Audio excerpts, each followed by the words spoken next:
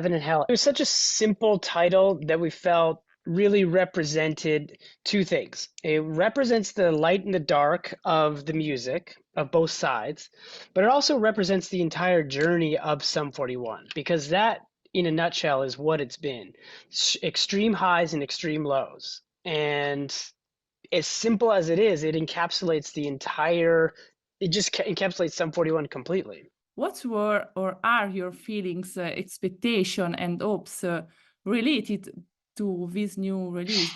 As far as expectations and hopes go, I don't really have too many because usually once you put something out, it's completely out of your control, right? So it'd be, I've given up on having expectations of something. But in terms of what I feel about the record, I felt so strongly about this record once it was finished, which it gave me when I sat back and listened to it, it was the reason why I felt like it was time to call the band quits. We didn't think of the idea of making this the last record before it was made. It was once it was all finished and I sat back and listened to it, I thought, this record to me is the best idea we've ever had. It's the best representation of the band from beginning to end. It covers like the entire scope of what Sum 41's always been about musically, from the lighter stuff to the heavier stuff to some of the ballad stuff. It's just kind of everything all in one. And once I listened to it, it made me realize like I feel like this is the complete body of work now of Sum 41, that it's time that I can step away. You announced Heaven and Hell 2 years ago. I was working on the album. I mean, when did you start to write it and work on it? It started out by accident. It didn't necessarily start out to be a record. It started out as actually I thought I was writing for other people at first because it all started the very beginning of the pandemic and the whole lockdown. And I got asked by other artists to work on some songs and send some stuff because everybody was remotely working, or we couldn't see each other. So people were asking me if I could work on some stuff and send it to them. And when I would work on stuff, I realized I actually liked it and I didn't want to give it away. So I just kept all the music that I was working on.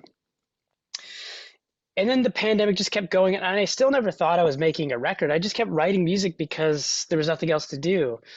And as time went on, I collected enough songs that I thought I got to go listen to everything that I've been working on because I have almost like 20 songs. So when I started driving around listening to everything, that's when it hit me that maybe all this work could be a Sum 41 album, and maybe it could be a double album. So it just kind of was like progressing naturally.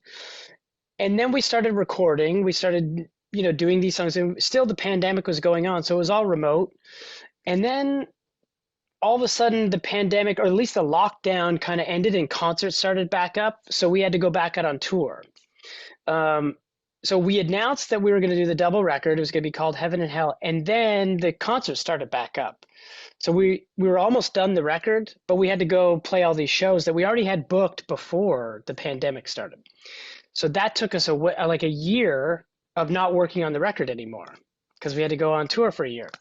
So once that tour was over, then we picked back up and finished off the record. So it's kind of a weird way to make a record, different than any other record we've ever made.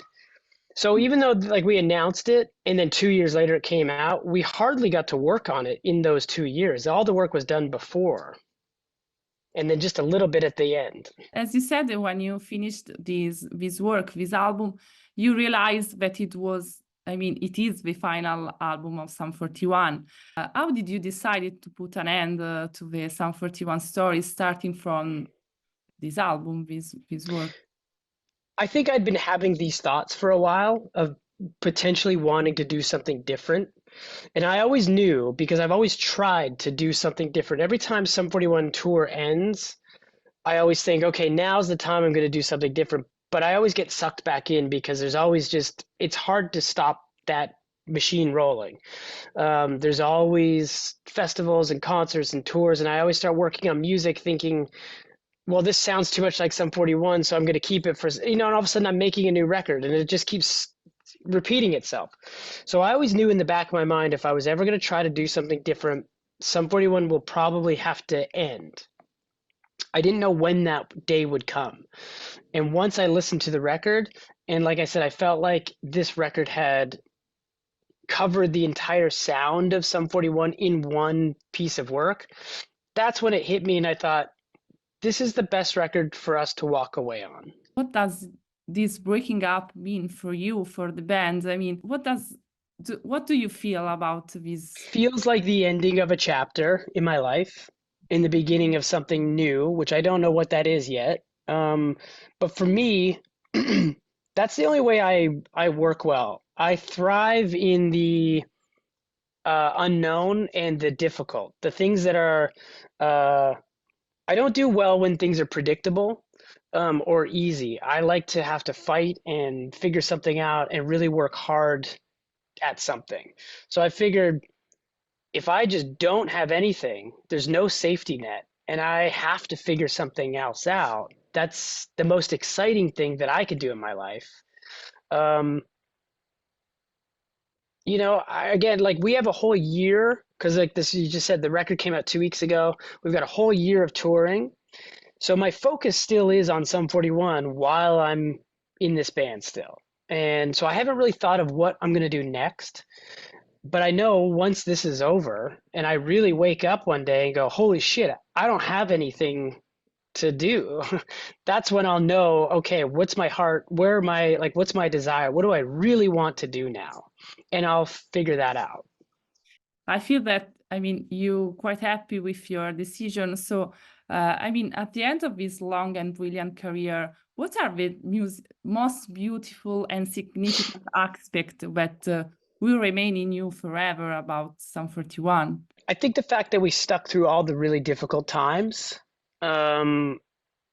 Sure, like you could look back and say, look at this great time and that great time, but like the great times are easy, right? Like those are easy to enjoy. The stuff that's difficult is like really pushing through when you're really at the lowest point and you really probably would rather just call it quits and be like, this is too difficult to deal with. We're not getting along.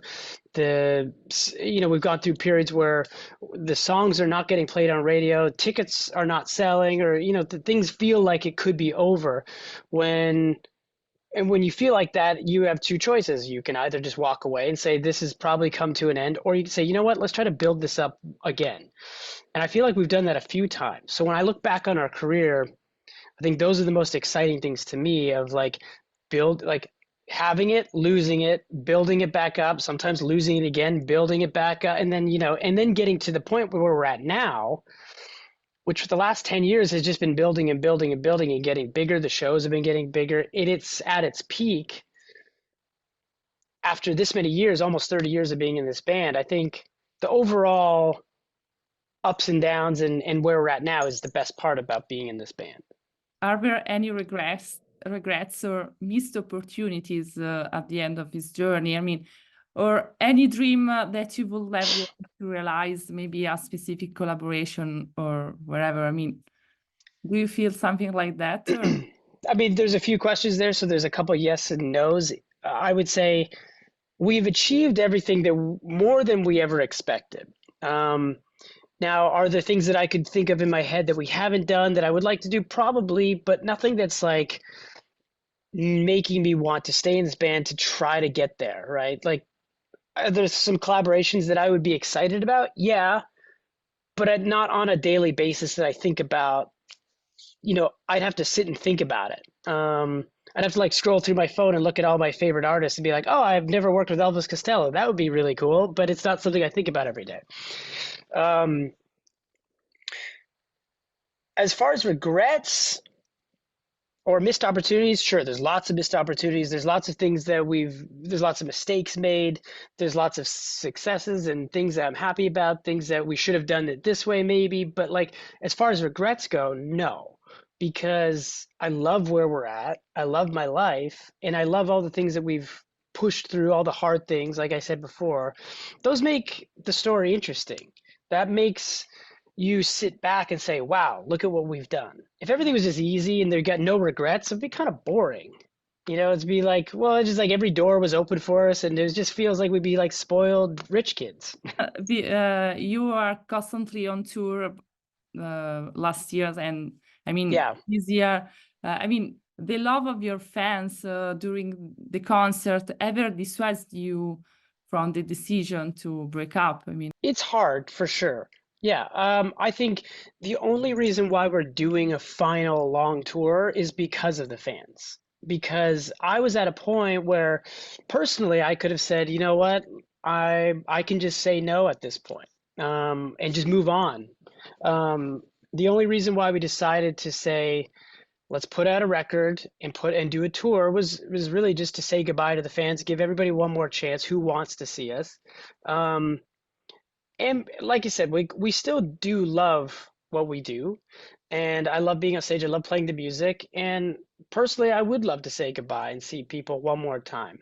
Um, but it really is the fans that are making us go out and do like a really long, extensive tour and try to get to everywhere we can. Um, but it also is hard. I will say the reaction from the fans when we announced that we were breaking up surprised me because I knew people would be kind of maybe bummed out a little bit, but not as much as I thought, as much as they were. I was really surprised. So, um, the response it gives me moments where I'm like, oh man, did we make the right decision or did we make a bad decision here? It seems like people really like the band, more than I thought that they did. So it surprised me. so thank you very much for your time. Cool. Thank you so much.